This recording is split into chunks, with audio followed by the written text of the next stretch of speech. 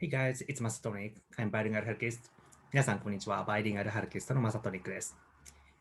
Haruki Murakami Book Guide Short Story 5, The Kangaroo Communique. So, in this video, I'd like to introduce to you about the Haruki Murakami's short story, The Kangaroo Communique. It's a very strange, but it's kind of very pop and cute title, isn't it? In Japanese, this title is called Kangaroo 通信. So it's maybe direct communication, kangaroo communication, I don't know, or communicate. So this is very strange and as always, it's a bit weird story, but it's very interesting. So I hope this video make you want to read or make you want to read again this very interesting story. So let's get started. As always, this video consists of three parts. And the first part is the overview of this work. And the second part is story. But as always, I will not talk about too much detail about this title. And the third part is my favorite things, or in other words, my attractive point of this book. Okay, so first about overview. And this title, The Kangaroo Communique, contained in the Elephant Vanishes. This one, can you see it? It's Kindle edition of the Elephant Vanished. It's a collection of short stories. But in Japan, originally this work contained in the short story collection. Oh, sorry, it's type of short story. Yeah, this is it. Short story collection named A Slowboat to China. Slowboat to China is also a title for the Haruki Murakami's very first short story. So in the future, near in the future, I will talk about that title as well. But it's also a title of the short story collection. And then this Kangaroo Communique firstly contained in that collection of short stories. And that short story collection is Haruki Murakami's first short story collection. And here, this is it. In Japanese title, 中国行きのスローボート, direct communicate from the S-robot to China. And as this format, unfortunately, it's not translated or how to say, translated into English one, but basically same story is contained in the Elephant Vanishes, right? And in Japan, originally appeared in the literary magazine named Shincho in 1981 October. And this is all, which means this is also one of Haruki Murakami's very first stage of his career, because Haruki Murakami became a writer in 1979. So it's just about 1 or 2 years later of his debut. So it's very unique. And it's just coincidence. I was born in 1981 December, so just about around my birth time, the Kangaroo Communique is published. It's kind of very unique, and so which means almost this title is almost 40. Wow, it's a kind of history, isn't it? And yeah, okay, and then the how to say a unique point or one of particular point of this book or work is narrative trick.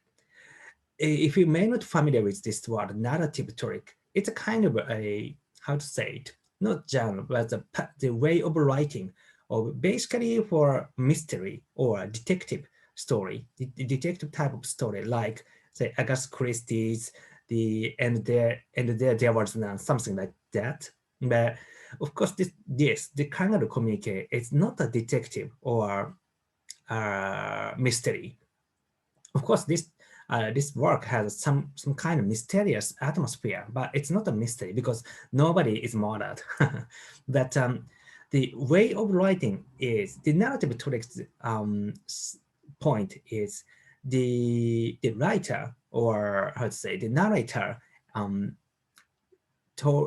spoke or described the story intentionally or intentionally confuse the readers, make readers think fact differently, and then some point of the story, the narrator or writer confess the fact, and then leader think, oh, I just misunderstood this story or what's going on. So, and then that kind of gap, fact, and then the story, which leader might think this is a fact. There's a huge gap, and then this gap, if this gap is too much high, maybe reader thinks it's kind of hard to say. It's very interesting because gap is high.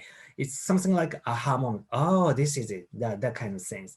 So in a way, and as I said, this is Haruki Murakami's very first stage of career. So maybe at that time, he want to try the very many variety of writing style. So this is one such a writing experiment. It's just my guess, but yes, but in a way, it's very unique. Or in Haruki Murakami's other works, it's very rare to read this kind of narrative trick type of story. Of course, he sometimes write about mystery type of story or something like a bit nuance of detective type of story, but it's not just a mystery or not just a detective type of story. Where so in a way, narrative story, Haruki has using the narrative trick to descript is very unique in Haruki Murakami's case. So one very unique reading experience, you can get it from this work. So this is the overview of the Kangaroo Communique. And let's move into the story. And actually, it's very difficult to talk about this work story because this is not in ordinary way of the story. It's something like message. It's very difficult. I will not talk about too much detail, but still talk about a basic outline of this book. This is a message named the Kangaroo Communique, which in Japanese, Kangaroo Tsushin. And this message is consists of three parts like my presentation. And it's just my comprehension or interpretation because in the book or in the work, there is no part one, part two, part three, just a sentence and sentence on one on. But I will, I'd say, I will make part, the one part, two part, second part, and the third part. And the first part is started with greetings. It's really greetings because the Kangaroo Communique, very first words say, hey, how's tricks? This is a very first line with the Kangaroo Communique. So it's interesting. It's really greetings. And then in Japanese one, right? So just wait a second. Kangaroo, well, let's see. In Japanese, this way, say, hey, how's tricks means, yeah, genki desu ka? It's really just something like greetings, say hi to readers. And then go with the self-introduction about narrator. And then he will explain about complaint.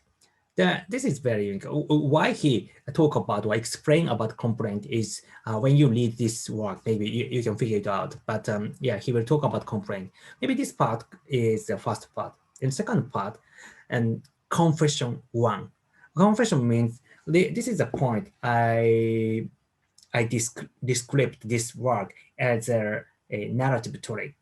So because maybe a first part would be this way, greeting to the complaint, the reader might think, oh, maybe this is something like that. Maybe majority of readers think about this is blah, blah, blah. But in the second part, when you read confession one, of course, in the work, there's no descript as a confession, but you can tell, oh, I misunderstood. That gap is kind of interesting. And then also surprising.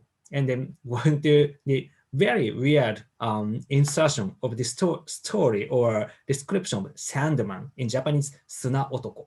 and Egyptian Sandman in more precisely word. Where and then reader might confuse what's the Sandman is all about. What is this? And then going on to the also type 2 yes, confession 2. Confession 2 is a kind of bit weird or a little bit it's this second confession might reader want to feel uneasy or uncomfortable because it's what is this, something like this. Maybe you can tell you if you read. And then final part, third part is about kangaroo and about, because this is a message, so this message also has a PS. Yeah, and so like this. So it's not a technically story, but this kind of message consists of 3 parts. So yeah, maybe this is my maximum about without talking too much detail about it. But very unique way of the, how to say, telling the message. So this is the Kangaroo Communique's overview of story or message, right? Okay, let's move into my favorite things or attractive point of this book. First, as I said, narrative tonic. This is very unique, and then these kind of reading reading experience is very one of the reasons I keep on reading books, especially Haruki Murakami's one. It's very interesting, and also, like I said, a very unique atmosphere. Some people might think too much weird, but it's very interesting because a little bit, how to say, comfortable, and then something it's hard to say in English, but yeah, very strange. Maybe majority of reader might think the narrator is very strange man. So in especially this 2020, these days, this kind of person might think very strange, but yes, but this message also including very funny way of talking or very funny way of point of view. So in a way, maybe majority of reader can enjoy the message itself, right? And then also this Kangaroo Communique remains big question when you finish to read. What's the letter or what's the message sent? I use the word the letter, but as you can understand if you read, this is this a letter or any other thing is a very another issue. But if I described the Kangaroo Communique as the letter, was the letter sent or not is a very final big question, because this is Kangaroo Communique is a message itself. So the narrator want to convey his message to some person, but the message itself is it's really delivered or not. It's not directly written in this work. So reader can imagine was the letter, was the message sent or not, or just let's say the person who received this message, how that person might think is maybe reader can imagine. That kind of expanding your imagination is very interesting way to read, I think. And also another point of view, it's very uncommon, especially these days, when people writing so much emotional message to the, say, SNS or email, and then send it, and the next day, so many people are disappointed or just regret because too much emotion in it. So maybe the reader might annoy or upset. So, and then avoiding to that situation or just reducing your stress And then let's say, write about your emotion itself is very good way to reduce stress, but without sending it is very important. So I sometimes did actually write about my emotion in my case, just some kind of note, online note, and then just let it be there. So something like that. Some people write a draft of a mail or a draft of the SNS message, but never sent. That is very unique way to reduce your stress. And then basically nobody would hurt from it. So in a way, this Kangaroo Communique is a very strange and maybe including some kind of annoying message or emotion. So the narrator have that kind of feelings. It's that itself is not so unnatural thing. I guess so many people have their own inner world. So express it is okay, but to convey to someone is a different thing. So just express as this kind of format, but never sent. It's very unique way of reducing stress, because that kind of reducing stress technique, or maybe you can call it life hack. It's very in common in this digital era. But this, like I said, the Kangaroo Communique written in 1981 originally, so about 40 years ago. And at that time, that kind of tips is not so uncommon, I guess. So if the narrator did that way, just expressed by his own emotion and then never send it, it's very interesting. So that kind of expanding your imagination is you can enjoy it, right? So that's it. This is my introduction of the Kangaroo Communique. So I hope this video won't you read this book and or read it again and again. In the English one, this one, the Elephant Vanished contained this story. And like I said, other so many interesting short stories it contained. So I will put the URL link to the Amazon.com to my description area of this video. So please check it. And if you if you think this video is interesting, please give me a good ratings. And I would be very appreciated if you subscribe to my channel. So see you next video. Bye bye.